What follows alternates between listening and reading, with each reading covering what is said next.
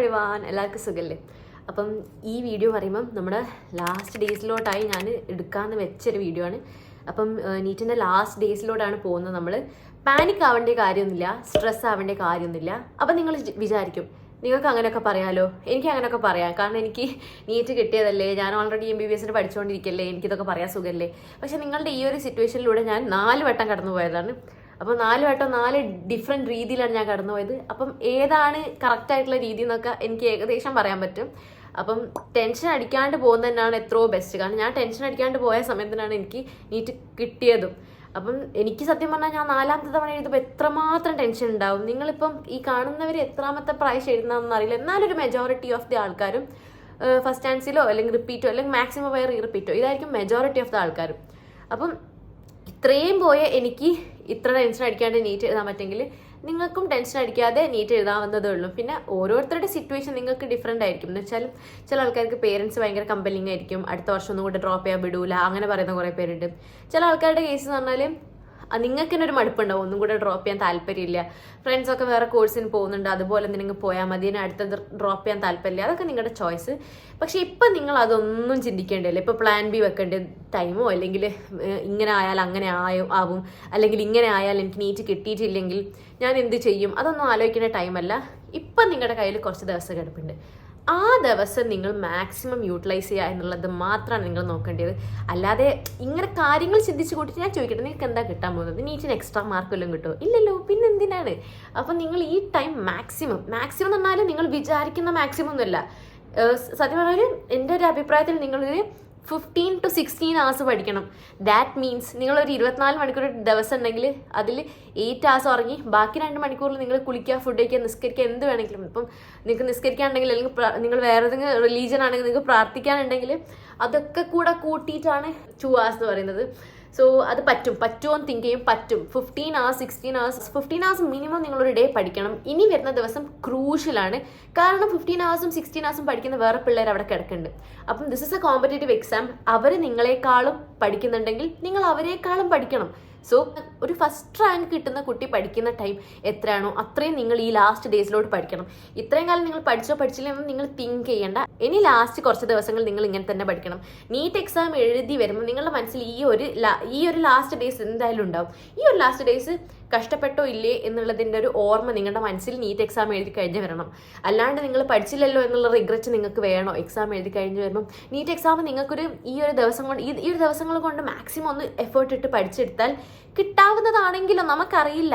ഇപ്പം നിങ്ങൾ വളരെ ലോ ആയിട്ടുള്ള ലെവൽ, അതായത് മര്യാദയ്ക്കൊന്നും പ്രിപ്പയർ ചെയ്യാതെ പെൻഡിങ് പോർഷൻസ് ഉള്ള ആളുകളാണെങ്കിൽ പോലും അവസാനത്തെ നിമിഷം ചിലപ്പം പഠിച്ച് നിങ്ങൾക്ക് വളരെ ഈസി ആയിട്ടൊരു എക്സാം ആണെങ്കിലോ വരാൻ പോകുന്നത്. അപ്പം നിങ്ങൾ മനസ്സിലാക്കേണ്ട ഒരു കാര്യം എന്താണെന്ന് വെച്ചാൽ എക്സാം എങ്ങനത്തെ ടൈപ്പാണ്, ഏത് ലെവലാണെന്നൊന്നും നമുക്ക് ഡിറ്റർമൈൻ ചെയ്യാൻ പറ്റില്ല. പക്ഷെ നമ്മൾ ഈ ഒരു ലാസ്റ്റ് ഡേയ്സിലെ പഠിത്തം നമുക്ക് ഡിറ്റർമൈൻ ചെയ്യാം. ഇനി അങ്ങോട്ട് നിങ്ങളിപ്പോൾ ഏത് ദിവസമായി വീഡിയോ കാണുന്നതെന്ന് എനിക്കറിയില്ല. പക്ഷെ ഏത് ദിവസം കണ്ടാലും എപ്പം കണ്ടാലും ഇപ്പം തന്നെ ഈ വീഡിയോ കഴിഞ്ഞിട്ട് പോയി പഠിക്കാം. ഈ കാര്യങ്ങൾ കേട്ടിട്ട് ഈ ടിപ്സൊക്കെ കേട്ടിട്ട് ഇതേപോലെ തന്നെ ഒന്ന് പോയി പഠിക്കാം. ഇതേപോലെ പഠിക്കണമെന്ന് ഞാൻ നിർബന്ധം പറയുന്നൊന്നുമില്ല, പക്ഷേ അറ്റ്ലീസ്റ്റ് നിങ്ങളൊന്ന് പഠിച്ചു തുടങ്ങുക. 15 മണിക്കൂർ എന്ന് പറഞ്ഞാൽ അതിലൊരു വിട്ടുവീഴ്ചയില്ല. ഓക്കെ, അപ്പോൾ 15-16 മണിക്കൂർ പഠിക്കാം.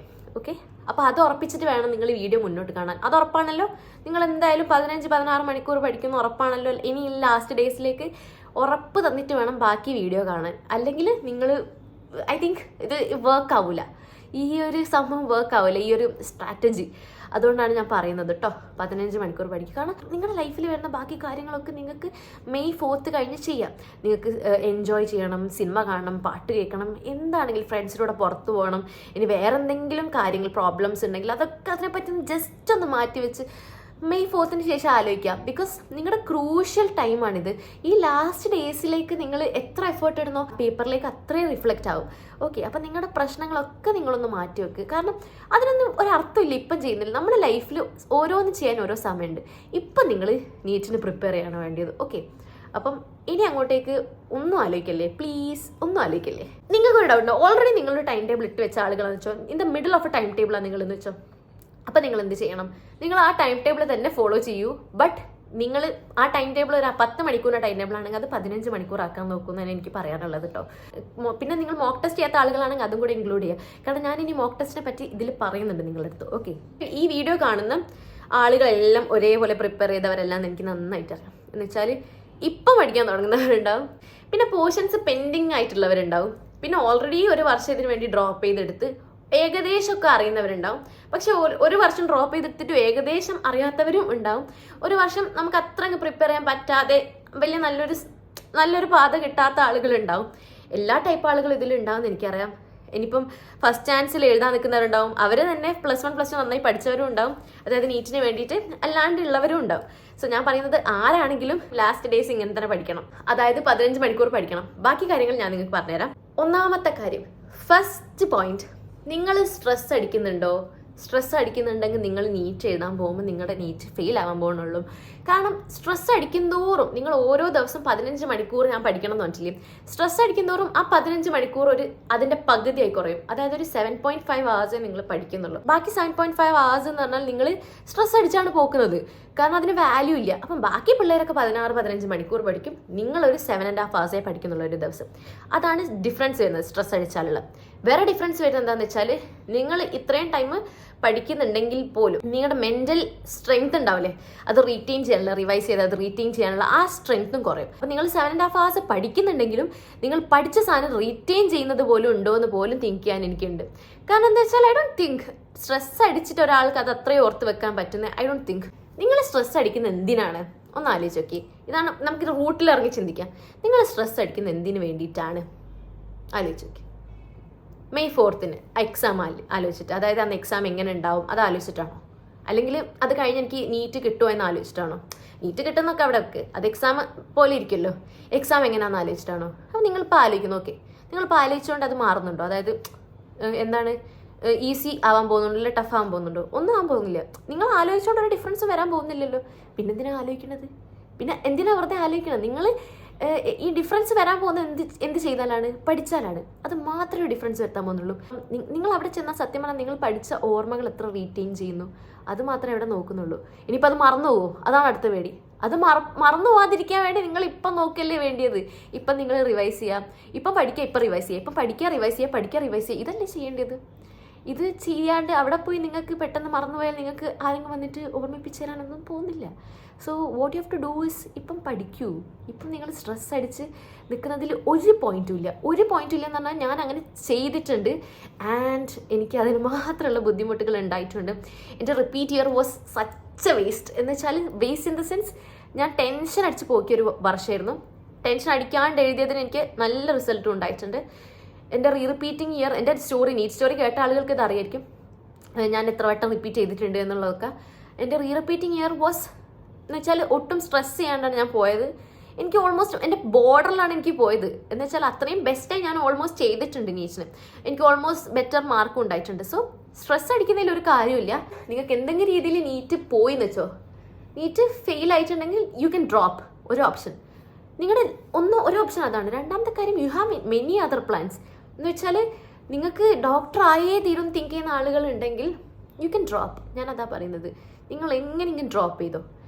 കിട്ടിയിട്ടില്ലെങ്കിലുള്ള കാര്യം കേട്ടോ ഞാൻ പറയുന്നത്. ഇത് കിട്ടിയിട്ടില്ലെങ്കിലുള്ള കാര്യം മാത്രം. ഇപ്പം ഞാൻ നിങ്ങളോട് കിട്ടിയിട്ടില്ലെങ്കിലുള്ള പ്ലാൻ ബി ഉണ്ടാക്കി തരുമെന്നല്ല.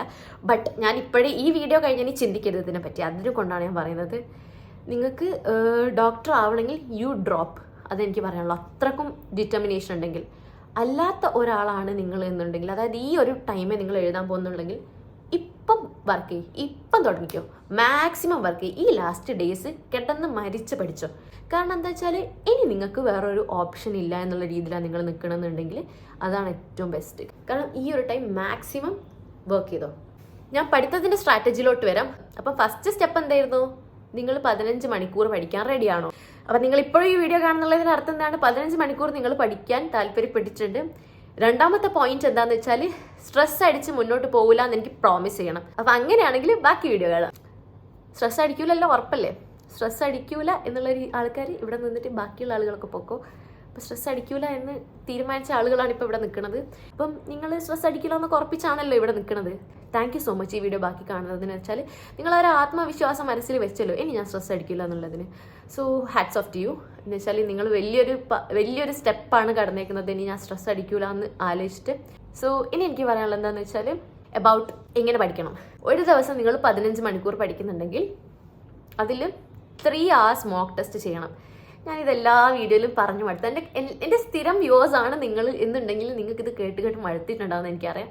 പക്ഷേ പുതിയ കാണുന്ന ആളുകളൊക്കെ ഉണ്ടാവും. അപ്പോൾ നിങ്ങളടുത്ത് എനിക്ക് പറയാനുള്ളത് എന്താണെന്ന് വെച്ചാൽ 3 മണിക്കൂർ എന്നും നീറ്റിൻ്റെ കറക്റ്റ് ടൈമിൽ 3 മണിക്കൂർ എക്സാം എഴുതുക. അതിനുശേഷം 2 മണിക്കൂർ ഇത് ഇവാലുവേറ്റ് ചെയ്യാൻ വേണ്ടി എടുക്കുക. അതായത് എത്ര മാർക്ക് കിട്ടി, എവിടെയാണ് മാർക്ക് പോയത്, എന്താണ് പ്രശ്നം, അതൊക്കെ നോക്കി വെക്കുക. ഈ മോക്ക് ടെസ്റ്റ് ചെയ്യുമ്പോൾ ഫസ്റ്റ് നിങ്ങൾക്ക് മനസ്സിലാവുക ആ ലാസ്റ്റ് ഒരു 2 മണിക്കൂർ 59 സെക്കൻഡ് ആകുമ്പോൾ നിങ്ങൾക്ക് മനസ്സിലാവും നിങ്ങൾക്ക് സമയം കിട്ടിയിട്ടുണ്ടോ ഇല്ല എന്നുള്ള കാര്യം, ടൈം മാനേജ് ആയിട്ടുണ്ടോ ഇല്ല എന്നുള്ളത് അവിടെ തന്നെ നിങ്ങൾക്ക് മനസ്സിലാവും. അപ്പോൾ അവിടെ നമ്മളെ ഫസ്റ്റ് പ്രോബ്ലം നമ്മൾ മനസ്സിലാക്കും. അതിനിപ്പോൾ അത് ടൈം മാനേജ് ചെയ്യുന്നുള്ള ആളുകളാണെങ്കിൽ അതൊരു പ്രോബ്ലം അല്ല. നെക്സ്റ്റ് തിങ് ഇസ് അതെന്തൊക്കെയാണ് തെറ്റുവന്ന് ഒക്കെ നോക്കുക. നിങ്ങൾ കുറേ പേർക്ക് ഡൗട്ട് ഉണ്ട്, പെൻഡിങ് പോർഷൻസ് ഉള്ള കുറച്ച് പോർഷൻസ് ബാക്കിയുള്ള ആളുകളിൽ മോക്ക് ടെസ്റ്റ് എഴുതണം. ആദ്യത്തെ കുറച്ച് ദിവസം എഴുതിക്കോ എന്നാണ് എനിക്ക് പറയാനുള്ളത്. എന്നുവെച്ചാൽ ലാസ്റ്റ് May 4th മുന്നേ ഉള്ള 3 ദിവസം അത് ആരാണെങ്കിലും മോക്ക് ടെസ്റ്റ് എഴുതുന്നതിനോട് ഞാൻ യോജിക്കുന്നില്ല. പ്രത്യേകിച്ച് 2 ദിവസം മുന്നേ. ബിക്കോസ് അന്നേരം ചിലപ്പോൾ എന്തെങ്കിലും രീതിയിൽ നിങ്ങൾ എഴുതുന്ന മോക്ക് ടെസ്റ്റ് ടഫ് ആണെങ്കിൽ അത് നിങ്ങളെ വല്ലാണ്ട് മാറ്റർ ചെയ്യും. അപ്പോൾ നീറ്റിൻ്റെ തലേ ദിവസം അല്ലെങ്കിൽ ലാസ്റ്റ് 2 ദിവസം എന്ത് ചെയ്യണം എന്നുള്ളതിനെ പറ്റിയൊരു വീഡിയോ ഞാൻ എന്തായാലും ചെയ്യും. സോ അതിനെപ്പറ്റി ആലോചിച്ച് ടെൻഷൻ അടിക്കേണ്ട, അതിനെ പറ്റിയുള്ള വീഡിയോ ഞാൻ എന്തായാലും ചെയ്യും. അപ്പോൾ ഇപ്പം back to the topic. Schedule എന്ന് പറഞ്ഞാൽ 15 മണിക്കൂറിൽ 5 മണിക്കൂർ ഇവിടെ പോയി. എങ്ങനെ പോയി? മോക്ക് ടെസ്റ്റും നമ്മുടെ ഇവാലുവേഷനും. അപ്പം സത്യം പറയട്ടെ, പോയി എന്ന് പറയരുത്. 15 മണിക്കൂറിൽ 5 മണിക്കൂർ പോയി എന്നാണ് ഞാനിപ്പോൾ പറഞ്ഞത്. അത് പോയി എന്ന് കണക്കാക്കാൻ പറ്റുമോ? അത് നിങ്ങൾ ഗെയിൻ ചെയ്തൊരു ടൈമാണ്. നിങ്ങൾ അത്രയും നിങ്ങൾ പഠിച്ചു. നിങ്ങൾ ഒരു ഹോൾ സിലബസ് ആണ് ചെയ്ത് പഠിച്ചത്. നിങ്ങൾ എല്ലാ ചാപ്റ്ററും ഓൾമോസ്റ്റ് ടച്ച് ചെയ്താണ് ഇവിടെ ഇരിക്കുന്നത് 5 മണിക്കൂർ. നിങ്ങളതിൽ പ്രൗഡായിരിക്കണം. കാരണം ഇത് ഒട്ടും ഈസി അല്ല. ഈ ലാസ്റ്റ് ഡേയ്സ് മൊത്തം ഇത് ഫോളോ ചെയ്യുക എന്നുള്ളത് ഒട്ടും ഈസി അല്ല. അത്യാവശ്യം നല്ല വിൽ പവർ വേണം നമുക്കിത് ചെയ്യാൻ. നിങ്ങളിത് ചെയ്യുമ്പോൾ വിചാരിക്കും ഞാനിത് ഒഴിവാക്കുക എന്നൊക്കെ. അങ്ങനെ ഒഴിവാക്കി പോകുന്നവരും ഉണ്ടാവും. ബട്ട് നിങ്ങൾ അങ്ങനെ ആവല്ലേ. കാരണം എല്ലാവരും മോക്ക് ടെസ്റ്റ് ചെയ്യണം എന്ന് ഇത്ര നിർബന്ധിച്ച് പറയുന്നുണ്ടെങ്കിൽ, മിക്ക നീറ്റ് എഴുതിയ ആളുകളും അത് സക്സസ്ഫുൾ ആയിട്ടുള്ള ആളുകളൊക്കെ അങ്ങനെ പറയുന്നുണ്ടെങ്കിൽ അതിലെന്തോ ഒരു കാര്യം ഉണ്ടാവില്ലേ. ആ ഒരു കാര്യം ഉള്ളത് കൊണ്ടാണ് ഇങ്ങനെ പറയുന്നത്. അത്രയും ഡിറ്റർമിനേഷൻ വേണം നിങ്ങൾക്ക് ഇത് ചെയ്യാൻ. അപ്പം നിങ്ങൾ ചെയ്യുന്ന പല സമയത്തും നിങ്ങൾക്ക് ഇതെനിക്ക് വേണ്ട, ഇതെനിക്ക് വിട്ടു പോകണം, ഞാൻ പറ്റുന്നില്ല, ഞാൻ ചെയ്യണില്ല, നാളെ മുതൽ മോക്ക് ടെസ്റ്റ് ചെയ്യുന്നില്ല, പക്ഷെ ഞാൻ സിലബസ് കംപ്ലീറ്റ് ചെയ്യാം, അങ്ങനെ തിങ്ക് ചെയ്യുന്നവർ നിങ്ങളങ്ങനെ തിങ്ക് ചെയ്യും, അതെനിക്ക് ഉറപ്പാണ്. പക്ഷേ അതവിടെ വിട്ടു പോകരുത്. അവിടെയാണ് നിങ്ങൾ ഹാർഡ് വർക്ക് ചെയ്യേണ്ടത്. ഒരു ഹാർഡ് വർക്കും ആ ഒരു ഡിറ്റർമിനേഷൻ അവിടെയാണ് വരുന്നത്. വിട്ടു കൊടുക്കരുത് നിങ്ങൾ. അപ്പം ചിലപ്പം ഈ ഒരു ക്വസ്റ്റ്യൻ അറിയെങ്കിൽ അടുത്ത ക്വസ്റ്റ്യൻ അറിയില്ലായിരിക്കും. അങ്ങനെ ഫുൾ നോക്കുമ്പോൾ ചിലപ്പോൾ പകുതിയെ നിങ്ങൾക്ക് അറിയായിരിക്കും. അത് സാരമില്ല. നമുക്ക് ബാക്കി സമയം ഇപ്പം നിങ്ങൾ 3 മണിക്കൂർ കൊണ്ട്, അപ്പം നിങ്ങൾക്ക് 3 മണിക്കൂർ വേണ്ടല്ലോ എഴുതാൻ.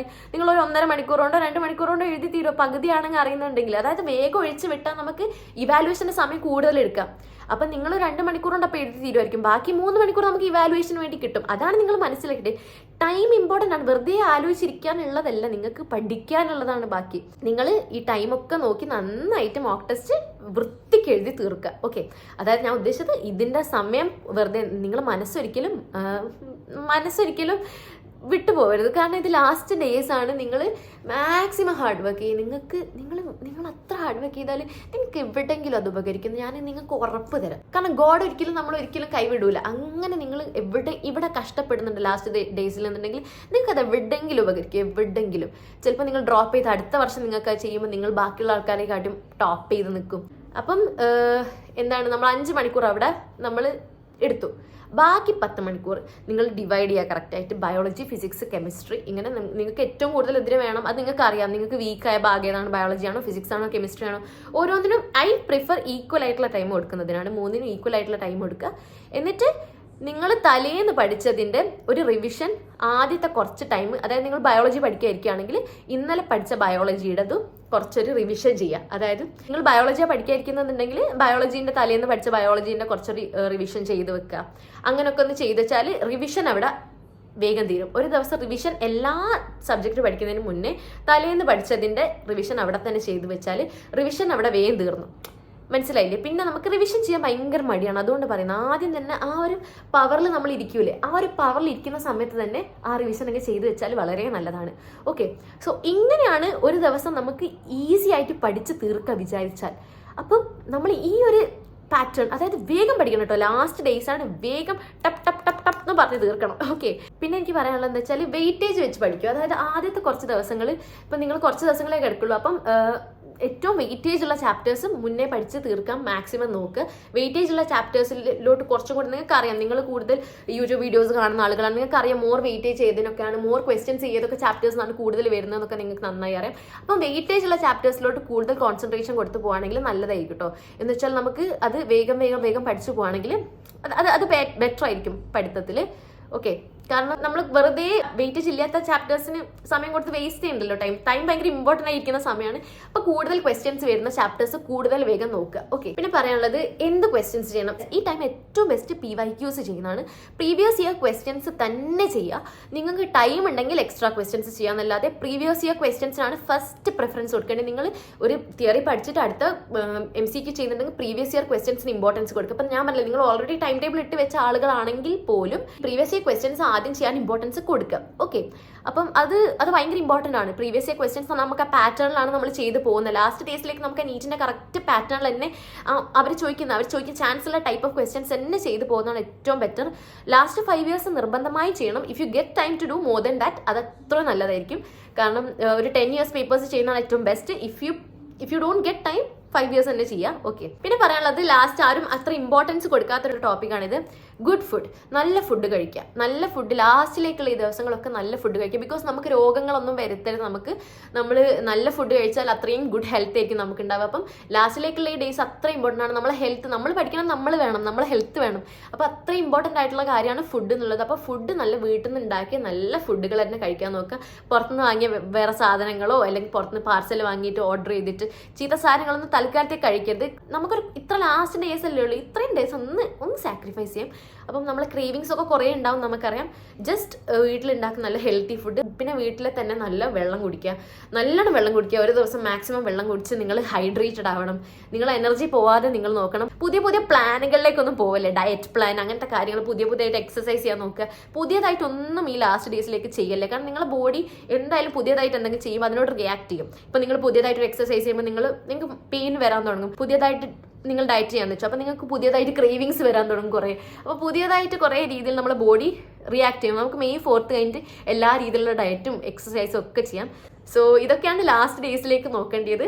ഇത് നോക്കിയാൽ തന്നെ നിങ്ങൾക്ക് നിങ്ങളുടെ ബെസ്റ്റ് ഡേയ്സ് ആയിരിക്കും ലാസ്റ്റിലേക്ക്. നിങ്ങൾ ഓർക്കുമ്പം തിരിഞ്ഞ് നോക്കുമ്പോൾ, നീറ്റ് കഴിഞ്ഞ് നോക്കുമ്പോൾ ഒരിക്കലും റിഗ്രറ്റ് ഉണ്ടാവരുത്. ഈ ഡേയ്സിനെ ആലോചിച്ചിട്ട് നന്നായിട്ട് പഠിക്കുക. ഈ ഡേയ്സ് മാക്സിമം നോക്കുക.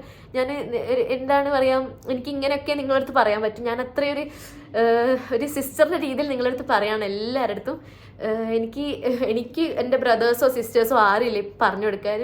എനിക്ക് അനുജത്തിമാരോ അനിയന്മാരോ ഒന്നുമില്ല. സോ എനിക്കിപ്പം നിങ്ങളേ ഉള്ളൂ, യൂട്യൂബിൽ എൻ്റെ വ്യൂവേഴ്സ് മാത്രമേ ഉള്ളൂ പറയാൻ. അപ്പം നിങ്ങളടുത്ത് ഞാൻ അത്രയും ഒരു ഇഷ്ടത്തോടെ പറയാണ്.